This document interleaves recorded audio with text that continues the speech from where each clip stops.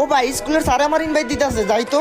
কি সাকিব, আমার স্কুলের সব স্টুডেন্টরা বলে তুমি নাকি কালেকশন ভার্সেস এর কিং হয়ে গেছো। আরে স্যার কিং কে তো কিং ই বলবে। তাহলে আসো একটা কালেকশন ভার্সেস হয়ে যাক, স্টুডেন্ট ভার্সেস টিচার। কি বলেন স্যার? আপনারা যদি আমি কালেকশন ভার্সেস হারায় দেই তাহলে তো এটা আপনার অপমান। কি তুমি হারাইবা আমাকে? তুমি কি ভুলে গেছো গুরু সবসময় গুরুই থাকে?